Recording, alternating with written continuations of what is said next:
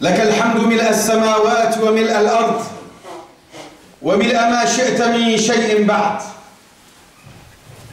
سبحانك اللهم لا نحصي ثناء عليك أنت كما أثنيت على نفسك. استر عوراتنا وآمن روعاتنا، لا تسلط علينا بذنوبنا من لا يخافك ولا يرحمنا. وأشهد أن لا إله إلا الله وحده صدق وعده ونصر عبده وأعز جنده وهزم الأحزاب وحده، لا شيء قبله ولا شيء بعده. وأشهد أن سيدنا ونبينا وحبيبنا وقرة أعيننا محمدا رسول الله صلى الله عليه وسلم، عبده ورسوله وصفيه وخليله، أرسله بالهدى ودين الحق والنور والموعظة على فترة من الزمن وقلة من العلم وضلالة من الناس ودنو من الساعة وقرب من الأجل، هو خير نبي أرسله. اللهم صل وسلم وبارك على هذا النبي الكريم صاحب الخلق العظيم الذي أرسلته رحمة للعالمين. وارض اللهم عن صحابته الذين آزروه ونصروه واتبعوا النور الذي أنزل معه، أولئك هم المفلحون. وأستفتح بالذي هو خير، فمن يعمل مثقال ذرة خيرا يره ومن يعمل مثقال ذرة شرا يره. عباد الله، شهر رمضان الذي أنزل فيه القرآن هدى للناس وبينات من الهدى والفرقان، فمن شهد منكم الشهر فليصم. هدى للناس، نعم إن هذا القرآن العظيم بل والذي قبله أيضا في ذكر الله عز وجل ألا وهو شهر رمضان هو أيضا هدى للناس، هو أيضا بينات من الهدى، هو أيضا فرقان بين الحق والباطل. إن هذا الشهر العظيم أحبتي في الله هي مناسبة لجميع المسلمين أن يغتنموا هذه الفرصة ليزدادوا همة على همتهم، وتكون همتهم كهمة الإمام الشافعي رحمه الله الذي قال: همتي همة الملوك ونفسي نفس حر ترى المذلة كفرا. نعم، أين نحن نرى من مذلة تكون كفرا، تكون عصيانا، تكون طغيانا لله عز وجل؟ أي منا يرى هذه المذلة، هذه الخطيئة البسيطة كبيرة عند الله عز وجل؟ فلنغتنم أحبتي في الله هذا الشهر لنعظم شعائر الله، ومن يعظم شعائر الله فإنها من تقوى القلوب. ومن شعائر الله تعظيم المعصية، أن ترى الصغيرة كبيرة، كما ترى في هذا الشهر العظيم الصغيرة من الحسنات كبيرة عند الله عز وجل. فمن أدى فيها خصلة من الخير كان كمن أدى فريضة، ونحن نعلم أن الفريضة أجرها أعظم من أجر الخصلة أو النافلة. ومن أدى فيه فريضة فكأنما أدى 70 فريضة فيما سواه. هذا هو شهركم المبارك، هذا هو ضيفكم العظيم، ضيفكم الكريم التي أكرمكم، فأكرموه أيضا أنتم بحسن سلوككم وبحسن علاقتكم بربكم عز وجل. Chers frères et chères sœurs, en introduction, je rappellerai bien sûr ce qui nous a été évoqué dans le Coran concernant ce mois béni, où Dieu évoque directement en parlant de ce mois du Ramadan, dans lequel a été révélée la parole d'Allah Azza wa Jal. A été révélé le Coran, tout d'abord. Mais pour montrer le caractère universel de cette religion, des hadiths, des paroles du prophète alayhi salatu wassalam nous relatent que aussi la Torah, révélée à Moïse, a été révélée dans ce mois béni. Les psaumes de David, de notre grand prophète Sayyidina Daoud alayhi salam, ont eux aussi été révélés dans lors de ce mois béni du Ramadan. Et bien entendu, ces paroles, ou la parole principale, qui est bien sûr, après le Coran, celle de Jésus, alayhi salam, l'évangile, qui a lui aussi, al-Injil, nazala al-Injil wa al-Tawrat wa al-Zabur wa al-Qur'an fi shahr Ramadan. Tout cela pour montrer la sacralité et la bénédiction qu'Allah Azza wa Jal a accordée à ce mois. Mais aussi pour montrer que notre religion n'est pas une religion qui s'isole du reste de la société. Ce n'est pas une religion qui appelle à l'excommunication des autres gens, mais qui au contraire appelle à l'ouverture, qui appelle à la promiscuité et au rapprochement des sociétés et des religions et des membres des religions. Dieu dit dans le Coran,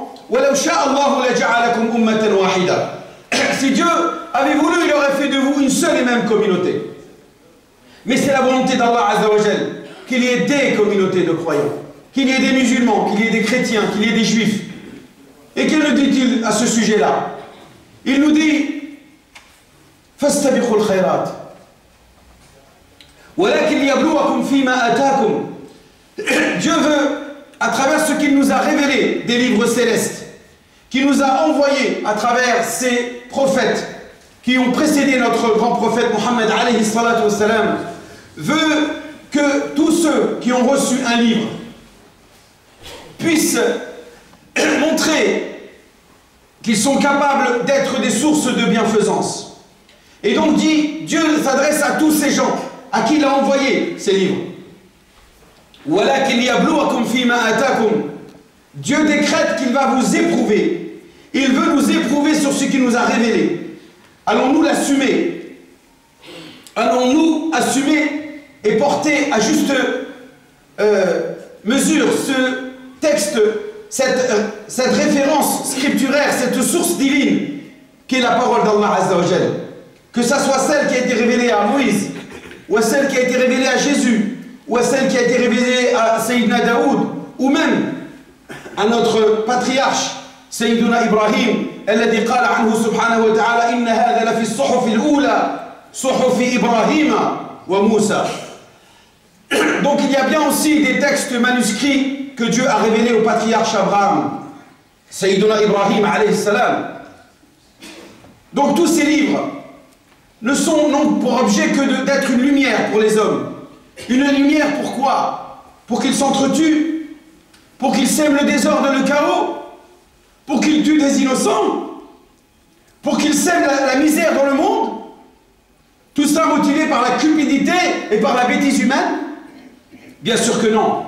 Ces livres qui ont été renvoyés comme miséricorde pour les hommes n'ont d'objet que de répandre la paix, la justice, l'égalité, la fraternité, la solidarité entre les hommes, quelle que soit leur religion. Il n'est pas question que toi, musulman, tu sois plus aimant à l'égard de ton frère musulman que celui qui ne l'est pas.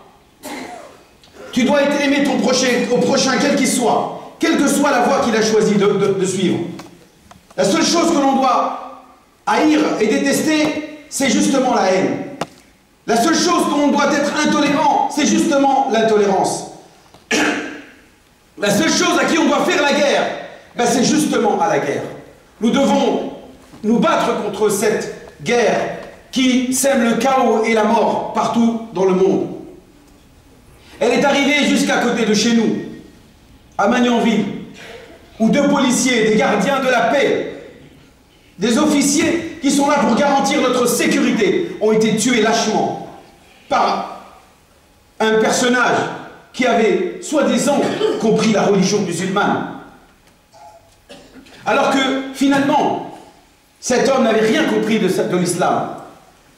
En quoi laisser des enfants orphelins pourrait rendre service à Allah Azza wa Jalla ou à l'islam? En quoi ce qu'il a fait peut-il rendre service aux musulmans? Il dit que grâce à cela, il défend et venge ses frères qui ont été tués je ne sais où. Depuis quand Allah t'a demandé de venger? Et si on rentre dans un cycle de vengeance, on va où comme ça? Allah nous appelle au pardon, à l'indulgence et à la tolérance. Il nous appelle à appréhender ceux qui sont source du mal. Mais pour cela, cela doit se faire dans les règles de l'art. Même le djihad armé, ahibati fillah, qui est effectivement une prescription coranique, qu'on ne peut pas nier. Il y a dans le Coran un appel à la mobilisation armée. Quand Dieu dit dans le Coran, mobilisez-vous légèrement ou lourdement armés, dit Allah Azza wa Jalla dans le Coran. Mais dans quel cadre? Nous sommes dans la sourate At-Tawbah, la sourate 9 du Coran, qui a été révélée la dernière année, la 10e année, donc la dernière année de la vie de notre prophète bien-aimé Muhammad alayhi salatu wassalam, et peu de temps avant cette grande bataille. Ce n'est pas une bataille, ce n'est qu'une expédition guerrière qu'on appelle l'expédition de Tabouk, Jaysh al-Usra, qui a permis de mobiliser grâce à cette sourate plus de 40 000 hommes pour dissuader les 150 000 Romains byzantins qui menaçaient l'intégrité des musulmans qui avaient choisi comme religion l'islam et qui allaient être assujettis à des croyances et un intégrisme byzantin, et dans lequel on allait les priver de leur croyance et dans leur liberté de conscience. Le prophète Mohammed alayhi salatu wassalam a été envoyé pour propager l'islam, pour convaincre les gens de suivre l'islam. Je dis bien convaincre, pas contraindre. Et il y a une grande nuance entre ces deux mots-là. Convaincre n'est pas contraindre. De toute façon, il est impossible de contraindre quelqu'un. Vous pouvez contraindre quelqu'un à dire ou à faire quelque chose, mais votre cœur restera toujours libre. Donc à quoi beau contraindre? Le Coran dit non contrainte en religion. La ikraha fi din. Afa anta tukrihu an-nas hatta yakunu mu'minin. Innaka la tahdi man ahbabta walakin Allah la yahdi man yasha. Donc à quoi bon se battre pour contraindre? Il n'y a pas de djihad pour propager l'islam. Il y a un djihad pour propager la paix et l'amour. Il y a un djihad pour propager la fraternité et la justice. L'islam, il se propage de lui-même. Regardez les pays où est-ce qu'il a été le plus propagé. Est-ce que ça a été par les armes? Je parle de la Malaisie et de l'Indonésie. L'Indonésie, à lui tout seul, c'est 216 millions de musulmans qui n'ont jamais été conquis par les armes. Ce sont des commerçants avec leur intégrité et leur moralité qui ont réussi à propager l'islam. En Afrique subsaharienne, c'est pareil. L'islam a été propagé d'abord par la bonne parole. Donc il n'a jamais été question de conquérir des territoires, de s'approprier les biens d'autrui. Depuis quand Dieu approuverait-il d'expulser des gens de leur terre ou de leur maison? Il a même autorisé les musulmans de combattre ceux qui vous chassent, ceux qui vous combattent. La yanhakum Allahu anil ladina lam yuqatilukum fid din an tabarruhum wa tuqsitu ilayhim inna Allah yuhibbul muqsitin. Innama yanhakum. Dieu vous interdit de prêter allégeance et d'être les alliés de ceux qui vous ont chassés, de ceux qui vous ont tués, de ceux qui vous chassent de vos demeures. Comment moi, musulman, je m'autoriserai à les chasser et à les combattre? Et alors on nous dit, je vais aller en Irak rejoindre une organisation islamique. Et je vais aller où là-bas? Je vais aller m'installer dans la maison qui appartient à quelqu'un d'autre. Je vais m'approprier des terres qui ne m'appartiennent pas. Donc en quoi je suis légitime? En quoi je suis islamique d'aller là-bas? C'est complètement incompatible avec les préceptes de l'islam que d'approuver cette nouvelle organisation qui n'est qu'un groupe de barbares qui est totalement déconnecté des préceptes de l'islam. Donc ne vous laissez pas leurrer, ne laissez pas vos enfants se faire prendre au piège par ces organisations qui soi-disant vous appellent au nom d'un messianisme, de la fin des temps, le Messie Isa ibn Maryam qui va venir là-bas en Irak, et ensuite va arriver à Cham, et il va combattre dans la bataille de l'Armageddon, je ne sais quel ennemi de Dajjal, Antéchrist, je ne sais pas quoi. Akhi, inna as-sa'ata la ya'lamuha illa Allah. L'heure de la fin des temps, et même des grands signes de la fin des temps, n'est connue que d'Allah Azza wa Jalla. De quel droit toi tu décrètes que c'est maintenant? Yas'alunaka 'ani as-sa'a, qul innama 'ilmuha 'inda Allah. Wa ma utitu min al-'ilmi illa qalila. La science de l'eau de la fin des temps n'est connue, n'est une chose que Dieu s'est réservée à lui. Personne n'en connaît l'heure et la date. Même le prophète alayhi salatu wassalam, quand Jibril alayhi salam l'a interpellé, lui a dit Mata sa'a. Jibril a interpellé, l'archange Gabriel a interrogé le prophète, il a dit, quand est-ce que c'est le jour du jugement dernier? Qu'a répondu notre prophète bien-aimé Mohammed alayhi salatu wassalam? Il a dit, Man mas'oulu anha bi'a'lama min as-sa'il. Celui que tu interroges en sait moins que celui qui lui pose la question. C'est-à-dire que j'en sais moins que toi, ya Jibril. Je ne sais pas quand aura lieu. Donc, se laisser prendre par ce canal qui va motiver des gens à leur dire, allez, ça y est, c'est la fin des temps, on a vu des petits signes, donc les grands signes sont à nos pieds et sont c'est demain. Mais Khalek, c'est demain. Ça peut être dans 1000 ans, dans 2000 ans, dans 5000 ans. C'est complètement absurde. Et on a même des hadiths qui sont contradictoires, puisque il y a des hadiths qui disent que le jour du jugement dernier ne se lèvera que seulement que quand l'Arabie sera complètement recouverte de verdure. Et pour ceux qui ont été à la Mecque, ils le savent. L'Arabie Saoudite, ou le territoire de la péninsule arabique, est un territoire aride, lunaire, tout complètement désertique, recouvert de cailloux noirs et de montagnes complètement dénudées de toute verdure. Donc, ahibati fillah, l'heure n'est pas encore arrivée. Mais cette vision divine de ce qui est proche peut à nos yeux être très long. Donc il faut relativiser les choses. Ce qui est aux yeux d'Allah Azzawajal très proche peut pour nous être très loin, en temps et en espace. Pour revenir à notre mois béni, ahibati fillah, ce mois du Ramadan, c'est le mois de la révélation. La révélation de ce Coran qui a été, comme le dit Allah Azzawajal dans le Coran, une guidance, le discernement ou l'éclairage de ce qui est la guidée, et un discernement de ce qui est le bien du mal. Donc vous trouvez tout dans le Coran. C'est l'opportunité pour tout un chacun, ahibati fillah, d'ouvrir pour une première fois ou pour une énième fois le Coran, pour ceux qui sont déjà habitués, de l'ouvrir et de le méditer, mais de le méditer en profondeur, comme Allah Azzawajal nous l'encourage, quand il dit « Afala yatadabbaruna al-Qur'an » ne vont-ils pas méditer le Coran? « Am ala qulubin aqfaluha » Donc en contradiction, il dit que ceux qui ne méditent pas le Coran, ce sont ceux qui ont des cœurs qui sont maqfoul, c'est-à-dire cadenassés, fermés, hermétiques. Il faut ouvrir son cœur au Coran. Le Coran est une parole, si elle est méditée de la bonne manière, et dans lequel on va lire sa bonne exégèse.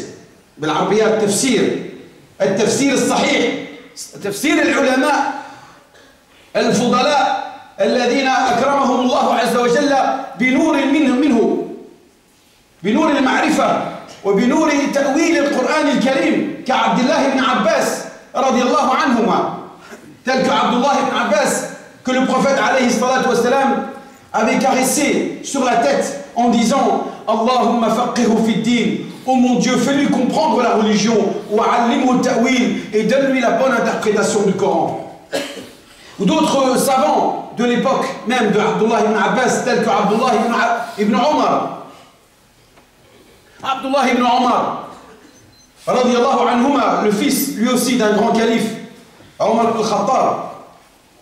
Abdullah ibn Omar, quand on l'a interrogé sur le verset du Coran, وَقَاتِلُوهُمْ حَتَّى لَا تَكُونَ فِتْنَةً, combattez-les jusqu'à qu'il n'y ait plus de fitna. Je garde le mot fitna en arabe. Parce que si je dis déjà en français, c'est déjà une traduction, c'est déjà une exégèse. On l'a interpellé, on l'a dit, qu'est-ce que c'est que cette fitna qui nous autorise à combattre les gens qui sont en face de nous? Il a dit, ceux qui sont en face de vous que vous devez combattre, ce sont ceux qui vous empêchent de croire. Qala al-fitna huna ikrahukum ala ash-shirk.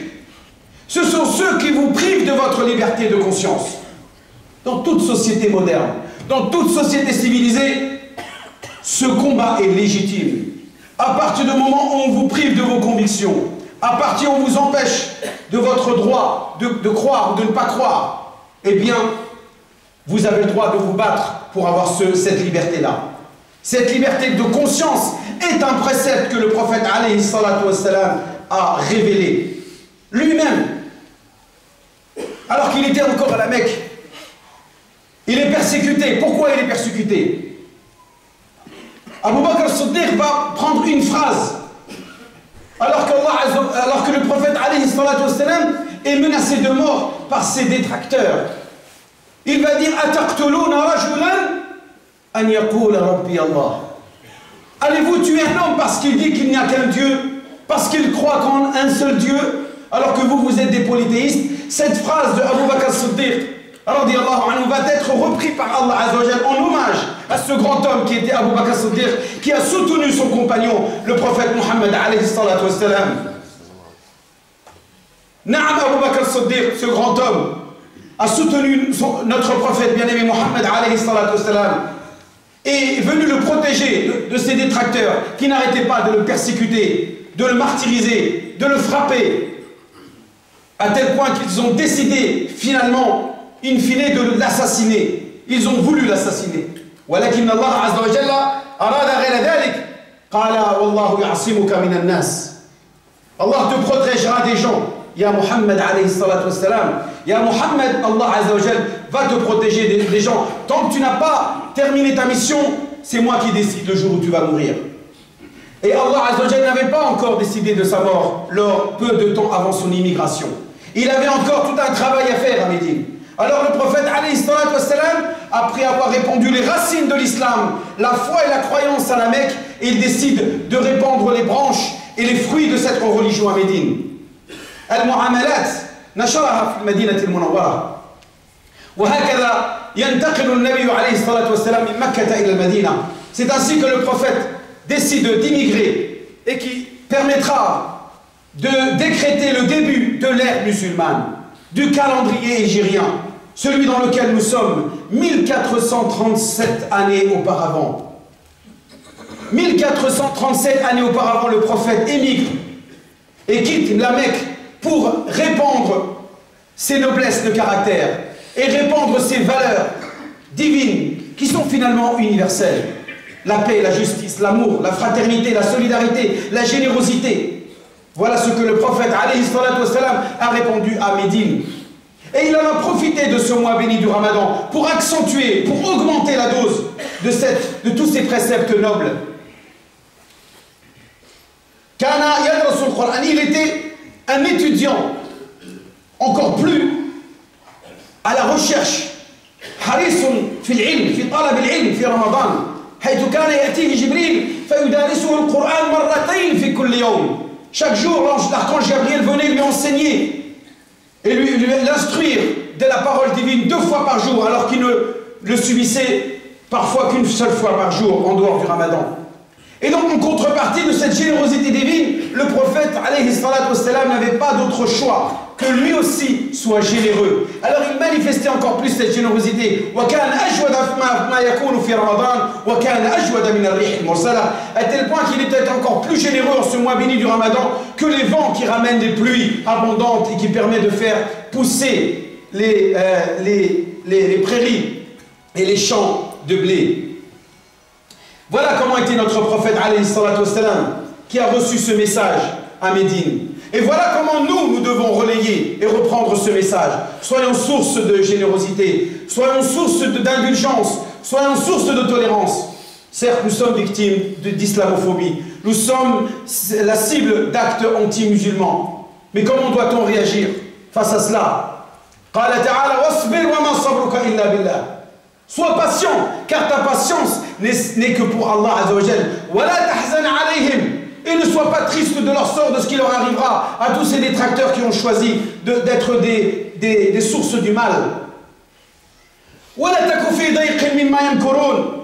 Et ne t'angoisse pas de tout ce qu'ils sont en train de mettre en œuvre, de complot contre toi, ya Muhammad alayhi salatu wassalam. Car Dieu est avec ceux qui sont pieux. Et ceux qui sont bienfaisants. Donc la piété, c'est celle qui rend excellent et qui établit les relations entre l'homme et Dieu. Ce n'est pas simplement de savoir ce qui est haram et halal. Beaucoup de gens comprennent l'islam comme étant binaire, comme une religion qui dit il faut savoir pour être bon musulman ce qui est haram de ce qui est halal. Oui, ça c'est bien, mais c'est pas seulement cela. C'est quelle relation tu as avec Dieu. Établis-tu un moment de rappel, de méditation à l'égard de ton Créateur? Ou es-tu simplement soucieux de ce qui est haram, de ce qui est halal? Ce qui est halal et haram est important. Mais ce qui est encore plus important, c'est la relation intime que tu dois avoir. Cette relation verticale que tu dois avoir avec Allah Azza wa Jal, que tu vas avoir à travers le dhikr. Man alladhi yadhkuru Allah Azza wa Jalla ana al-layli wa atraf an-nahar. Man minna lisanuhu ratbun bi dhikrillah. Ayyu minna ala hada. Bal alsinatuna ratbun bil kufri wa bil fisqi wa bil kalim al-fahish. Nos langues sont mouillées, notre bouche est salivée d'insultes, d'injures et de paroles néfastes que nous prononçons à l'égard de notre prochain. Alors que, normalement, notre bouche devrait être salivée de paroles nobles, de paroles douces, de paroles généreuses, de paroles affectueuses à l'égard de ceux qui sont fragiles, à ceux qui sont autour de nous, contre qui nous avons un pouvoir, mais que nous n'allons pas utiliser à mauvais escient. Nous allons leur montrer l'affection, nous allons leur montrer que cet héritage que nous avons récupéré de notre prophète bien-aimé Mohammed alayhi salatu wassalam est quelque chose d'extraordinaire. أحبتي في الله شهر رمضان كما تعلمون هو شهر المواساة وهو شهر الرحمة وأوسطه مغفرة. Nous sommes rentrés dans cette deuxième décade qui est la décade de la miséricorde. Non, du pardon. La première décade, c'est celle de la miséricorde. أوله رحمة وأوسطه مغفرة. La seconde est celle du pardon. Si Allah Azza wa Jal est pardonneur dans cette deuxième décade, c'est parce qu'il attend de nous que nous soyons pardonneurs. Il attend de nous qu'on soit réconciliateurs et qu'on se réconcilie avec tout le monde et avec toute l'humanité et avec tous ceux qui sont autour de nous et en particulier nos proches. Combien de fois je reçois des appels où les gens me disent: je ne parle pas à ma mère. Tu ne parles pas à ta mère qui t'a engendré, ta mère qui t'a donné la vie, ta mère qui t'a choyé, qui a veillé quand tu étais malade. Tu ne lui parles pas. Pourquoi tu ne lui parles pas? Elle m'a dit un mot de travers. Où est-ce qu'on en est? Des relations avec nos parents, avec nos proches, avec nos sœurs.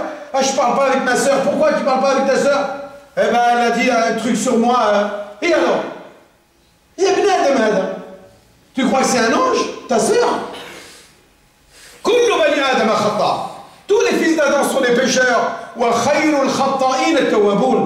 Et les meilleurs des pécheurs, ce sont ceux qui se repentissent et qui sont pardonneurs et pardonnés, et qui demandent le pardon. Donc profitons de cette deuxième décade pour répandre un climat de pardon et de réconciliation au sein d'abord de notre communauté de croyants, dans notre composante musulmane, faisons en sorte que nous soyons soudés, solidaires, pour que puisse rayonner cette religion dans ce pays et qu'elle soit source de miséricorde pour les autres.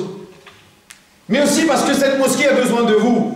Cette mosquée, ce grand centre islamique de Cergy-le-Haut, est une mosquée qui a besoin de votre soutien. Elle a besoin de cette union. Les responsables de l'association qui sont des frères unis ont besoin aussi de votre unité. Car il n'y a pas d'unicité sans unité. Il n'y a pas de tawhid sans la wahdat al-umma. Voilà ce qu'Allah Azza wa Jal attend de nous. Et profitons de ce mois béni pour nous rapprocher les uns des autres, pour soutenir cette équipe qui, je considère comme étant intolérable, qu'elle soit encore redevable de je ne sais qui, d'encore plusieurs centaines de milliers d'euros, parce qu'ils ont voulu accélérer la construction de cette mosquée.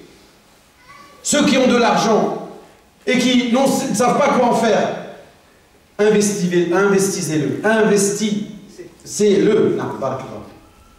investissez-le pour l'au-delà. Ceux qui le donnent pour la mosquée, sachez que c'est une sadaqa jariya, une aumône pérenne. À chaque fois qu'un musulman va se prosterner, tu en auras la récompense. Chaque musulman qui viendra, là aujourd'hui c'est presque 1 millier de personnes, c'est 1 millier de prières qui te seront rétribuées, alors parce que tu auras donné quelque chose pour payer cette dette qui a permis la construction de cette mosquée. Donc faisons en sorte que ce ramadan-là, nous puissions épurger notre dette et que nous puissions garder notre indépendance, que nous ne soyons pas dépendants de tels donateurs ou de tels fonds étrangers ou de tels fonds français ou je ne sais où. Soyons nous-mêmes les sources, les bâtisseurs, les pionniers les fondateurs de cette religion de l'islam en France. Ne confions pas cela à des étrangers. Allah nous a fait don de construire notre religion de France. Construisons-la avec nos propres moyens. Mais pour cela, il faut faire des sacrifices. Il faut accepter que demain, voilà, je remplis moins mon caddie, ou que je décide de raccourcir ma période de vacances, parce que mon budget ne me le permet pas. Mais parce que Dieu a décidé, cette année, que la mosquée où je vais aller, je suis fier d'y rentrer, car moi aussi j'ai mis de l'argent. Moi aussi j'ai construit cette mosquée. Et à chaque fois vous regardez dans le miroir, vous dites, alhamdulillah, grâce entre autres à moi aussi, alhamdulillah, vous avez cette satisfaction d'avoir construit et contribué à la construction de cette mosquée, de ce centre islamique extraordinaire, où, comme je le rappelle, chaque enfant qui va apprendre le Coran, chaque enfant qui va apprendre une moralité, chaque enfant qui va apprendre un bon comportement et qui va le mettre en pratique, et quand il va rentrer chez lui, il va embrasser la main de sa mère, parce qu'à la mosquée, l'imam lui a dit de respecter ta mère ou ton père, et bien tu en auras la récompense. Tu seras récompensé parce que tu seras à l'origine de cette éducation. هكذا أحبتي في الله وعلى هذا الوقت يداهمنا فأستسمحكم أقول قولي هذا واستغفر الله لي ولكم من كل ذنب فاستغفروه إنه هو الغفور الرحيم.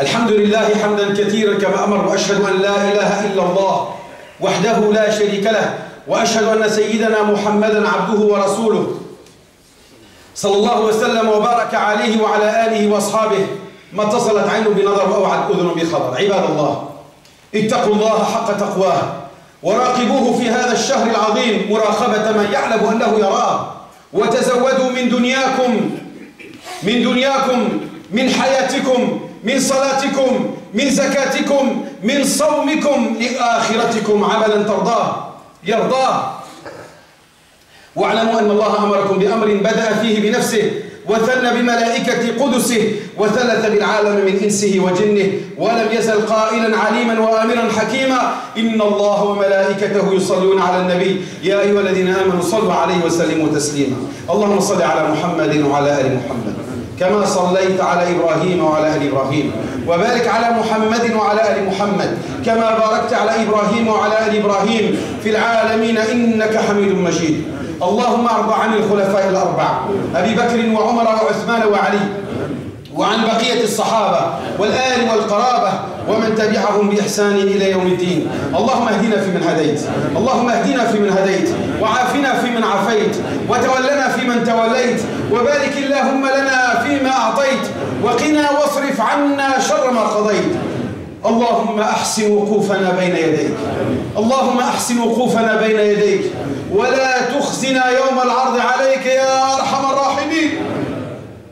اللهم لا تدع لنا في هذا الشهر العظيم ذنبا إلا غفرته. اللهم لا تدع لنا في هذا الشهر العظيم ذنبا إلا غفرته ولا مريضا إلا شفيته ولا ميتا إلا رحمته ولا ذنبا إلا غفرته ولا هما إلا فرجته ولا كربا إلا نفسته ولا دعاء إلا استجبته ولا حاجة من حوائج الدنيا لك فيها رضا ولنا فيها صلاحا إلا قضيتها ويسرتها برحمتك يا أرحم الراحمين. اللهم اغفر للمؤمنين والمؤمنات المسلمين والمسلمات الأحياء منهم والأموات إنك يا مولانا سميع قريب مجيب الدعوات والحمد لله رب العالمين. عباد الله إن الله يأمر بالعدل والإحسان وإيتاء ذي القربى وينهى عن الفحشاء والمنكر والبغي يعظكم لعلكم تذكرون. وأقم الصلاة إن الصلاة تنهى عن الفحشاء والمنكر ولذكر الله أكبر.